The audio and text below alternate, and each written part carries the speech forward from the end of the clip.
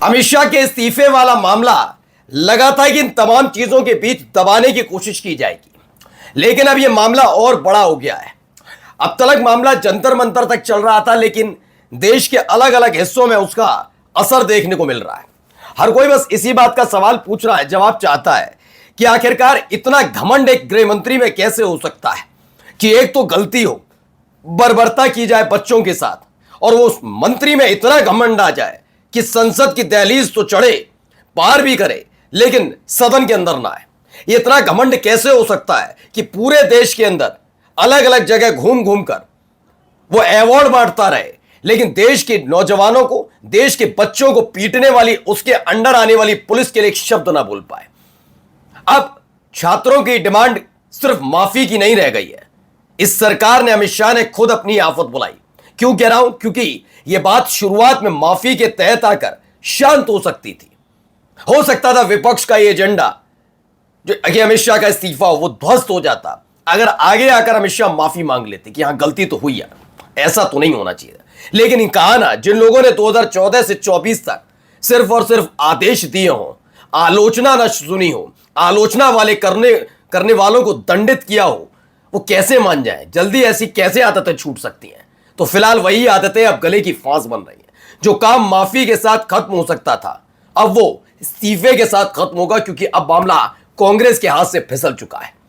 अब यह सिर्फ कांग्रेस की डिमांड नहीं रह गई। छात्रों का जंतर मंतर से लेकर अलग अलग जगह जो प्रदर्शन हो रहा है, वो आज आपको दिखाने जा रहा हूं। नमस्कार, मैं हूं प्रज्वल गौतम और आप देख रहे हैं टाइम्स एक्सप्रेस। ये देखिए, पहला ये विरोध प्रदर्शन देखते चलिए।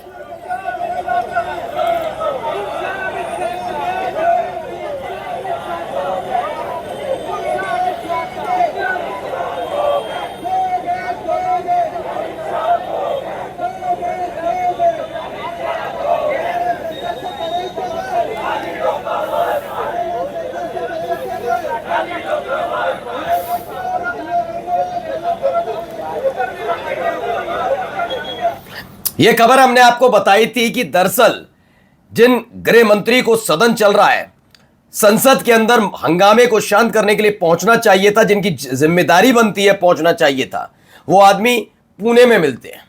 गोदी मीडिया को फर्क नहीं है, तलवे ही तो चाटने हैं, तभी तो, वरना गोदी मीडिया को फर्क पड़ जाए राहुल गांधी का है।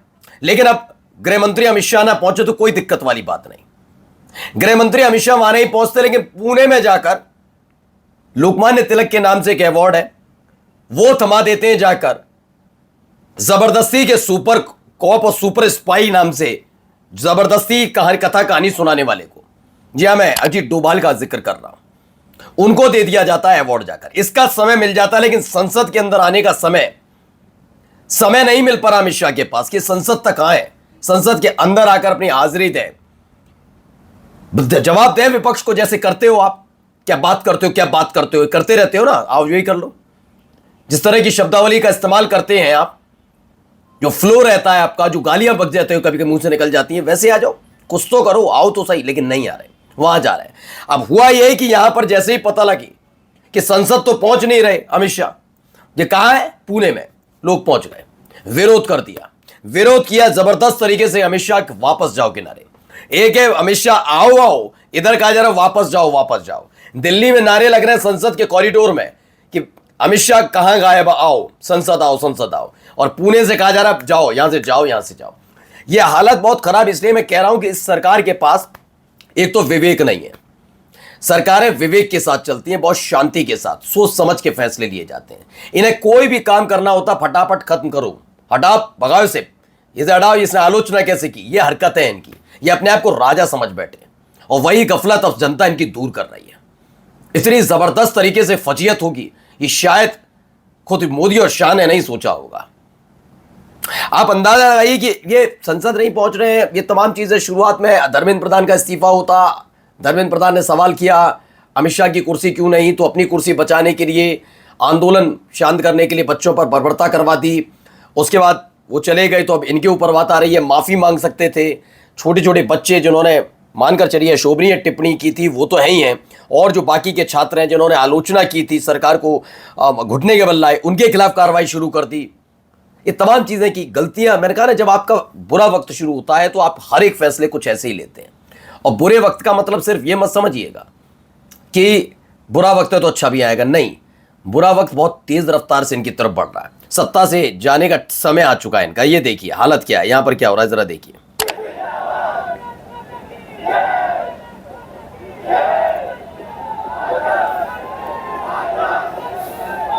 फिर कहा जा रहा है ये भीड़ लगातार बढ़ती जा रही है। जंतर मंतर पर एक बार फिर सीजेपी यानी कि कॉकरोच जनता पार्टी के प्रदर्शनकारी इकट्ठा हो गए। इस बार मांग है भारत के गृह मंत्री अमित शाह के इस्तीफे की। अब देखना दिलचस्प होगा कि इस बार बीजेपी झुकेगी या झुकाएगी। मैं फिर कह रहा हूं ये बहुत दिलचस्प इसलिए भी होगा देखना क्योंकि मामला अमित शाह से सीधा जुड़ा हुआ है। जिस अमित शाह ने अपने इस्तीफे की आवाज सुनते ही प्रदर्शनकारियों पर बर्बरता पर का आदेश दिया हो या आंखें मूंद ली हो, जो भी हो, लेकिन फिलहाल क्या वो अपनी कुर्सी छोड़ने के लिए इतनी जल्दी तैयार हो जाएंगी? ऐसा करना तो बड़ा मुश्किल हो जाएगा, है ना। अब जरा सुनिए यहाँ की क्या कह रहे हैं, इनको भी सुनते चलिए। मैं पहले तो ये कहना चाहूंगी कि वो सदन में आके जवाब देना सीखे। सिर्फ सीट पर बैठने से कोई गृह मंत्री नहीं बन जाता। इस्तीफा हो गया तो वो कह रहे हैं कि आप धीरे धीरे नए नए लोगों का इस्तीफा मांग रहे हैं। हाँ, क्योंकि सरकार है ही ऐसी, एक के बाद एक इस्तीफे होने चाहिए। और इनके सरकार के मंत्री उठ उठ के सदन में ऐसे बैठ जाते हैं गंवार से, जो जनरेशन के खिलाफ कुछ भी बोलते रहते हैं। अमित शाह किसी चीज का जवाब नहीं दे रहे। इनके तो यही बात है। दरअसल सवाल यही है कि लोगों से पूछा जा रहा है कि भाई आप ये क्यों कर रहे हो कि धर्मेंद्र प्रधान का इस्तीफा हो गया तो एक एक करके। तो पहला जरा मैं बताता हूं कैसे। सबका इस्तीफा नहीं है, इस बात को आप समझिए, सबका इस्तीफा नहीं मांगा जा रहा। कई मंत्री हैं, कोई मंत्री एक नहीं है, सारे मंत्रियों का इस्तीफा नहीं है।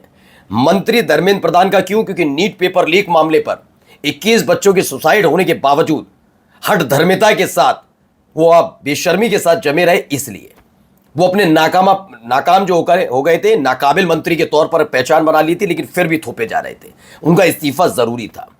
इस्तीफा दूसरा, रेल मंत्री का क्यों नहीं? पहले अमित शाह पर आते हैं। अमित शाह का क्यों नहीं? पहला तो मणिपुर वाला मामला, एक फेलियर मंत्री के तौर पर अमित शाह।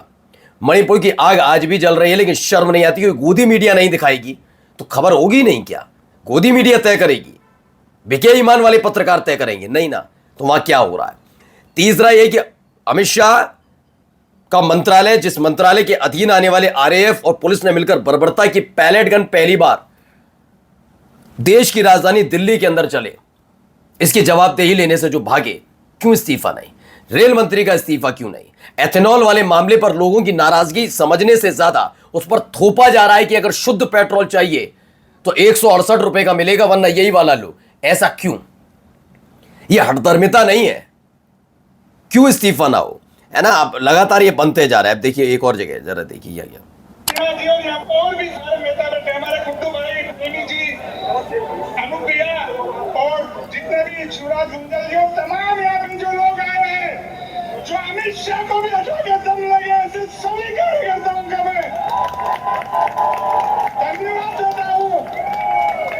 जब राहुल गांधी जी ने कोटा से छात्र, तो ये यहाँ पर भी कार्रवाई दौर, ये देखिए तस्वीरें भी निकलकर कुछ आई सामने, कैसे कैसे लोग वहाँ पर पहुँचे। ये देखिए कई तस्वीरें भी है। राजस्थान पुलिस का यहाँ पर है, यानी राजस्थान के कोटा में ये सब हुआ है। खबर जो बताई गई वो यह है कि दिल्ली में आंदोलनकारी छात्रों पर हुए लाठीचार्ज, पैलेट गन, हिंसक कार्रवाई और AK-47 के विरोध में कोटा में छात्रों की गूंज कार्यक्रम में केंद्रीय मंत्री अमित शाह की इस्तीफे की मांग। इसमें कहा जा रहा है कि दमन, तानाशाही, लाठियों और गोलियों के बल पर देश के युवाओं की आवाज को दबाया नहीं जा सकता। अमित शाह इस्तीफा दो और इसके साथ छात्रों की तादाद लगातार जुटती जा रही है। नमस्कार।